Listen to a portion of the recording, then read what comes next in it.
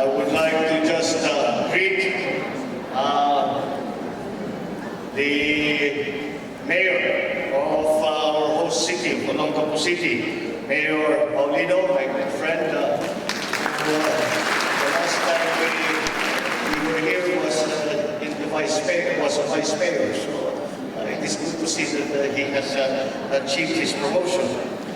Also, a congratulatory greeting to the SBMA, the SBMA chairman, after having heard his glowing report on the successes and achievements that the SBMA has enjoyed in the past year or two, and it is good to see that the full potential of the SBMA is finally being reached. And it is perhaps due to the fact that the SBMA leadership is now headed with one who has a clear and true record in business in the private sector. And this I believe, has given some of the more important insights to the organization to allow the organization to grow, as we have seen in the report that he made. The Deputy Administrator of SBFCC, another good friend for a while, Mr. Steph Sanyo, the local executives present here today, Governor Kua, the Governor of Catanduanes, the Vice Governor Lapay of Zambales, Mayor Jose Angelo Dominguez of Castillejos is also here. And from the PMMA, Rear Admiral Richard Ritual, I think he is around. And the Board of Directors of the SBFCC Freeport Chamber of Commerce. And I see that there are students here also. Apparently we have students guests who have come here to join us from Lyceum of Subic. To the esteemed guests and friends from the private sector and from government, ladies and gentlemen, magandang umaga sa inyo lahat.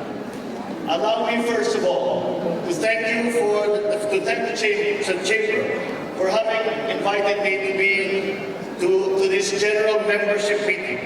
I am honored to take part in this gathering of astute and influential business leaders and visionaries in this very important maritime hub of the country.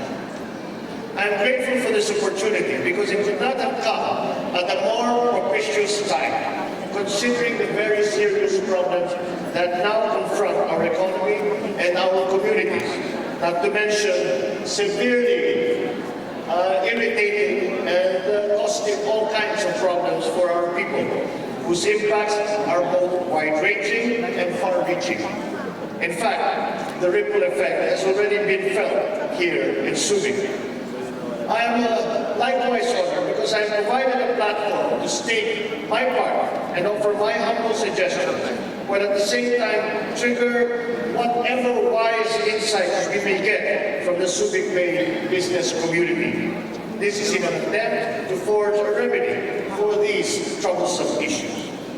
I am referring to the problem of massive congestion that is going on in Metro Manila right now as we speak. That of road traffic congestion, and also connected to this, the problem of port congestion, which although it has been somewhat relieved, still remains a problem. But actually, there's another congestion that maybe some people don't talk about, that is nasal congestion. Why nasal congestion? Because it is a result of the worsening air pollution caused by the tons of noxious carbon emissions pumped in the Metro Manila atmosphere. The serious respiratory ailment is much related to the problem of heavy traffic in Metro Manila. And so we see that the effects of this congestion are not just the obvious ones, but the more subtle and insidious ones, where even our health costs are being affected. Maybe Secretary Junabaya would like to rethink his assessment and recognize that he made rather outrageous a blunder and entirely changed his mind about traffic not being fatal. Being an asthmatic myself, I feel the effects of this congestion, and I would like to correct his view that in some cases it is in fact fatal. These twin issues of congestion in the streets and ports of Metro Manila have already been the subject of public discourse over the past few years. But now, the discourse seems to have reached a critical mass. After nightly torrential rains and flash floods last week had triggered monster traffic jams that set off a domino effect of inescapable and immovable steel gridlock throughout the major metropolis. In fact, social netizens have already come up with, as usual, their own term for this terrible congestion that we are suffering. It is now referred to as Carmageddon. Nobody is safe from this huge and disorganized network of detention cells with wheels trapped on the road. Even amongst us senators, we come to session, we are inevitably delayed, and we, of course, find ourselves also sitting in our cars for 4 hours, and with the frustration that it brings, and the lack and the effect that it has on our productivity of the country as a whole. With the same travel time that sometimes takes for me to get from Quezon City, for example, to the Senate, and I could already be instead going the other way and I would have already reached Ilocos Norte in the 6 to 7 hours that it takes sometimes to get from one end of the city to the other. And when you are talking about the 6 and 7 hour traffic jam, then you have completely ruined your day. Everything that you have scheduled for the day is not done. And again, this affects our productivity. There is great opportunity cost that we have to pay because of these traffic jams and because of this terrible congestion. It is interesting and maybe a little amusing that aside from the obvious allusion to the end of the world, a seemingly unintended phonic reference to karma was created, as if to suggest that we are all in fact to blame for these miseries and we have brought it upon ourselves. And the dual reference is quite accurate. Firstly, it is a doomsday scenario indeed, considering the projected economic loss of 2.4 billion pesos every single day, with a projection that it will increase to 6 billion per day by the year 2030 if we do not do something about it. So we can feel that these traffic congestions entail, and the countless hours wasted on the road insidiously takes its toll, not only on the physical body, but on the important personal relationships, but also on the commerce and the economic activity of our economy. It may be viewed also as a likely consequence of our past indiscretions, inaction, neglect, poor decisions as a society, a comeuppance or a just punishment meted collectively upon us all as a hapless body politic. But who knew that the business people of Subic Bay Freeport Zone would hold the duplicate key to unlocking what is probably Metro Manila's greatest logistical conundrum of the modern era. Last year, NEDA approved what is now popularly known as the Dream Plan for Metro Manila and its surrounding areas, and this was formulated by the Japanese agency JICA. The Dream Plan conceives of and advocates a transport-oriented development strategy and blueprint not only for Metro Manila, but for a so-called greater capital region, which harnesses the combined economic potential of regions 4A and 3. This greater capital region, of course, includes the province of Zambales, which Subic envisions to play a major role in the plan. Citing the worsening port congestion of Manila as negatively affecting the overall urban traffic, the Dream Plan strongly recommends the increased utilization of the Subic Bay Freeport as a primary long-term solution. This solution is echoed rather passionately by all our Metro Manila mayors and by all of those who have examined the problem. It is also supported by the Subic Bay Metropolitan Authority, the Basis Conversion Development Authority, the Subic Alliance for Development Council, not to mention a host of other very important and very active Filipino economists and business analysts. Of course, this solution is not without its critics and its doubters. Some dismiss the plan, arguing that diverting cargoes to Subic and Batangas would only increase the cost of doing business.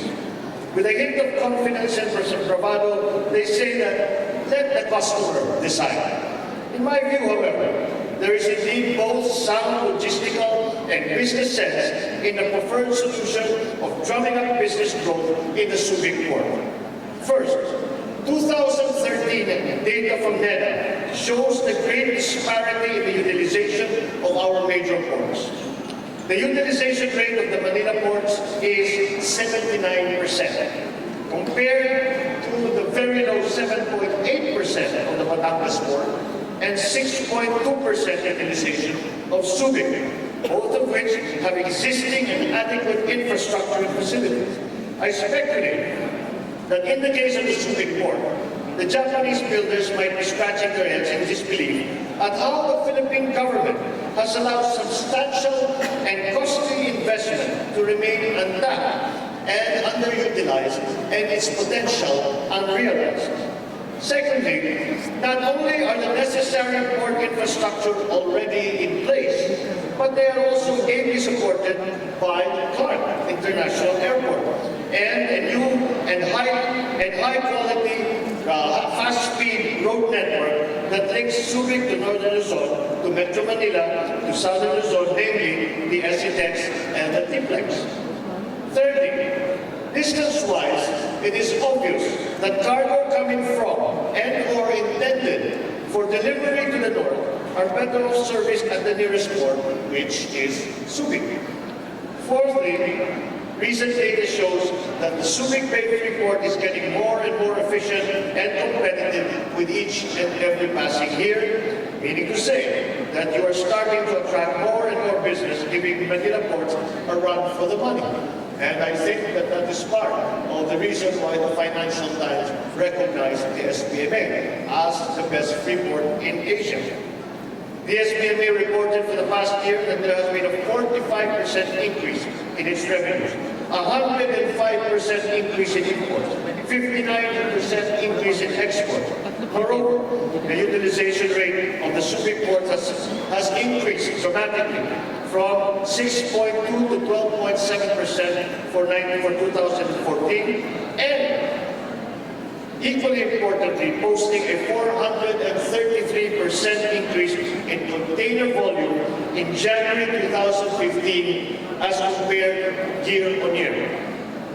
At the rate that the Subic port is going, its 2015 of 20% utilization is not far-fetched or impossible, and it looks like it is quite achievable.